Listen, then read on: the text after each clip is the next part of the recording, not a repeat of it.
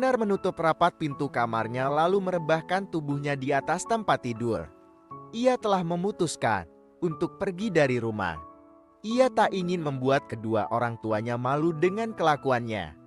Kinar menatap foto keluarganya di mana ada dia, Mama, Papa dan amak adik yang masih berusia 13 tahun yang telah meninggal dunia beberapa tahun yang lalu. Maafkan Kinar, Pa, Ma. Kinar gak bisa menjaga diri Kinar sendiri.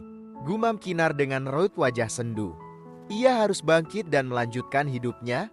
Menangis tak akan mengembalikan apa yang telah hilang darinya. Jika ia nanti hamil, ia akan merawat anak itu sendiri. Ia tak ingin meminta pertanggungjawaban pada pria itu karena semua kesalahannya. Ia yang meminta pria itu untuk menyentuhnya. Dia juga tahu pria yang bersamanya semalam bukanlah pria sembarangan. Kinar, kamu di dalam, Nak? Teriak sang mama dari luar. Iya, Ma, balas Kinar. Buka dulu, Nak. Ada yang mau mama bicarakan sama kamu? Teriak Jian dari luar kamar. Ceklek. Ada apa, Ma? Tanya Kinar. Ayo, kamu harus menjelaskan sesuatu sama kita. Jawab Jian menarik pergelangan tangan sang putri. Ada apa sih, Ma? Tanya Kinar. Ikut dulu aja, Kinar. Jawab Jian. Nah, nih dia orangnya. Teriak Ivanka sepupu Kinar. Ada apa sih? Hanya Kinar dengan raut wajah bingung. Kinar, bisa kamu menjelaskan ini? Ujar Fandi memperlihatkan semua video di mana dirinya digendong seorang pria memasuki sebuah kamar. Kinar menelan kasar ludahnya. Itu memang dirinya. Tapi siapa yang memvideokan dirinya saat itu? Pa, Kinar apa? Siapa pria itu? Tanya Fandi penuh intimidasi. Pa, Kinar bisa menjelaskan semuanya? Kinar Diji. Udahlah Kin, kamu makin love kan sama cowok itu semalam kan? Makanya kamu gak ada di kamar kamu semalam, potong Ivanka. Benar begitu Kinar? Tanya Fandi menatap tajam sang putri, membuat Ivanka tersenyum penuh kemenangan. Pa, maafkan Kinar, sungguh itu di luar. Plak, Papa, pekik Jian. Kinar memegangi pipinya yang terasa begitu kebas akibat tamparan yang ia terima dari sang ayah untuk pertama kalinya dalam hidupnya. Papa didik kamu dengan baik Kinar. Bahkan Papa membebaskan kamu dengan bekerja di luar ketimbang membantu perusahaan kita. Tapi apa yang kamu lakukan ini membuat Papa malu Kinar. Terpaksa Papa membatalkan rencana perjodohan kamu dengan anak rekan bisnis Papa dan sebagai gantinya Ivanka lah yang akan menggantikan kamu. Papa malu jika pihak keluarga Iskandar tahu kelakuan kamu. Derang Fandi membuat Ivanka tersenyum bahagia. Baiklah Pa, aku juga gak peduli dengan perjodohan bodoh ini. Aku gak tertarik sama sekali dengan pria itu. Jawab Kinar. Makin kurang ajar ya kamu. Ujar Fandi mengangkat tangannya. Apa Pa? Mau tampar aku lagi? Ayo. Ayo tampar. Aku tahu aku salah Pa. Tapi aku kecewa sama Papa. Harusnya Papa tanya aku baik-baik bagaimana semuanya terjadi. Bukan main tangan. Pakai Kinar. Apalagi yang dibicarakan Hal. Sekarang juga kamu akan Papa kirimkan. Gak perlu repot-repot Pa. Aku juga udah memutuskan untuk pergi dari sini, sela Kinar. Kinar, jangan Nak. Pa, jangan biarkan Kinar pergi. Aku percaya putriku tak pernah berbohong Pa. Kita belum mendengarkan penjelasan Kinar, ujar Jian. Biarkan saja Jian, dia yang memutuskan. Jawab Fandi membuat Kinar memejamkan kedua matanya. Inilah akibatnya terlalu memanjakan anak, ujar Tia mama dari Ivanka yang merupakan adik dari Fandi. Kinar melangkah menuju kamarnya mengambil barang-barang miliknya dan pergi dari rumah yang ia tempati sedari lahir. Kinar, jangan pergi Nan, ujar Jian menahan sang putri yang akan menyimpan barang miliknya ke koper. Maafkan Kinar, jawab Kinar. Apa yang sebenarnya terjadi Nat? Ayo cerita sama Mama. Mama percaya kamu sayang. Lirih Jian menangkap pipi sang putri. Kinar gak bisa cerita sekarang maaf. Jawab Kinar. Kinar kembali menyimpan pakaian miliknya ke dalam koper. Ia akan menjelaskan nanti pada mamanya setelah ia mendapatkan bukti dari kejahatan Ivanka malam itu. Kinar menyeret koper miliknya meninggalkan rumah kedua orang tuanya. "What? Akhirnya lo pergi juga dari sini? Dan satu lagi, gue sebentar lagi akan jadi Nyonya Iskandar," ujar Ivanka menghadang langkah Kinar. "Jadi ini rencana lo?" tanya Kinar. "Menurut lo?" Dakeh Ivanka tersenyum licik. "Makasih ya. Keluarga Iskandar jauh lebih malu memiliki calon menantu yang minim akhlak kayak lo," jawab Kinar melangkah meninggalkan Ivanka yang tampak mulai emosi. "Brengsek," umpat Ivanka Dave. Pak gadis itu sepertinya meninggalkan rumah. Dan ada sesuatu hal yang terjadi. Nanti saya jelaskan. Zaki, ikuti gadis itu. Pastikan ia mendapatkan tempat tinggal yang layak. Zaki menyimpan kembali ponselnya ke dalam kantongnya. Ia kembali melanjutkan pekerjaannya karena malam ini ia harus pulang ke rumah karena bundanya. Tok tok tok. "Masuk." Seklek. "Pak, ada berkas yang harus ditandatangani," ujar Adi membawa beberapa berkas yang akan ditandatangani oleh Zaki. "Ya, jika Dava kembali, suruh menemui saya," ujar Zaki. "Baiklah Pak," jawab Adi. Setelah menyelesaikan pekerjaannya dan waktu sudah menunjukkan waktu untuk pulang, Zaki masih setia duduk di kursi kebesaran menunggu Dave yang dalam perjalanan ke kantor setelah memastikan gadis itu mendapatkan tempat tinggal. "Maaf Pak membuat Anda menunggu." "Katakan, apa yang terjadi?" ujar Zaki. "Gadis itu ternyata gadis yang akan dijodohkan dengan Anda Pak, dan karena kejadian ini keluarga gadis itu akan menukar calonnya dengan sepupu gadis itu," jawab Davi. "Bunda lagi?" tanya Zaki. "Ya Pak." "Huhai." Zaki menghembuskan nafas beratnya. Bundanya gak bosan-bosannya mencarikan gadis untuk ia jadikan calon menantu. "Baikkan, kita pulang," ujar Zaki. "Ya Pak." Zaki menginjakkan kakinya di halaman luas milik keluarga Iskandar. Ia begitu jarang menginap di sini karena ia memiliki begitu banyak hunian, jadi ia tak akan tinggal menetap pada huniannya.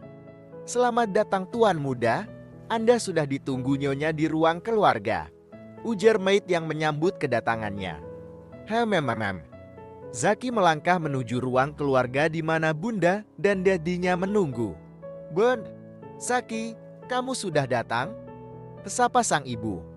"Ya. Bagaimana perusahaanmu Nak?" tanya sang dadi. "Baik Date," jawab Zaki. "Kamu tidak ganti baju dulu Nak?" tanya sang bunda. "Tidak Bun, aku tidak akan menginap," jawab Zaki. Wanita paruh baya itu menghembuskan nafas panjang.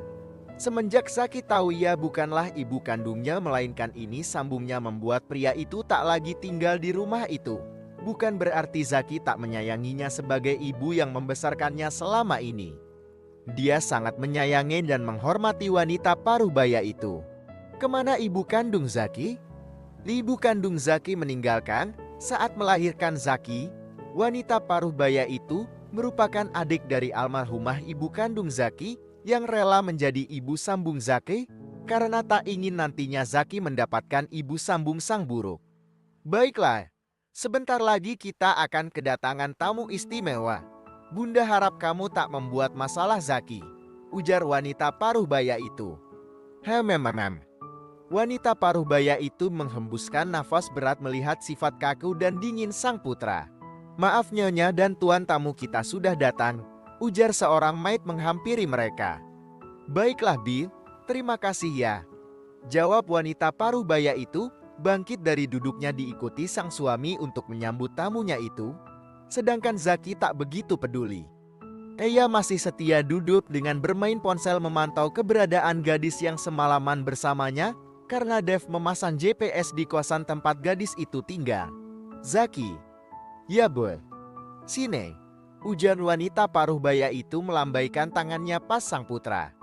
Dengan malas Zaki bangkit dari duduknya karena ia tahu tujuan bundanya itu pasti ujung-ujungnya menjodohkannya dengan anak teman bahkan anak rekan bisnis dadinya. Zaki menatap datar semua tamu sang bundanya tanpa berniat untuk bertegur sapa. Pak Vandai, ini Jian mana? Hanya bunda dari Zaki. Oh, itu kurang enak badan Fir, jawab Fandi beralasan. Begitu, titip salam untuk Jian ya Pak Vandai, ujar Fir yang merupakan bunda dari Zaki. Ya, nanti akan saya sampaikan, jawab Fandi. Ini putrinya Pak Fandi. Tanya Vira menatap gadis yang duduk di sebelah Fandi dan sang adik. Oh bukan, dia keponakan saya. Saya mohon maaf jika mengganti calonnya dengan keponakan saya ini, karena putri saya belum mau untuk menikah, jawab Fandi membuat Zaki geram dengan pria yang ada di hadapannya. Ivanka menatap penuh puja pada Zaki.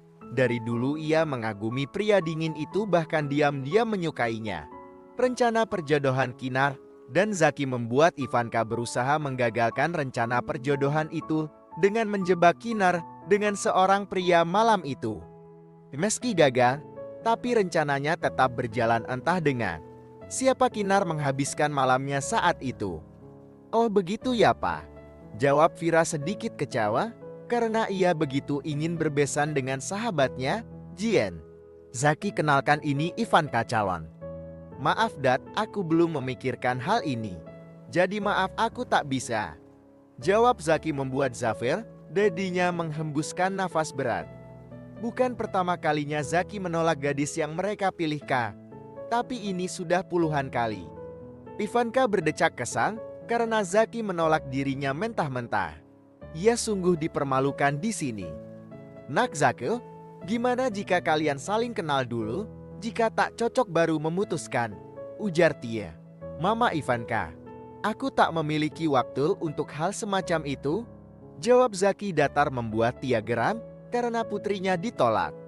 Maafkan Zaki Jan, dia memang seperti itu jika tak menyukai seseorang, jawab Vira.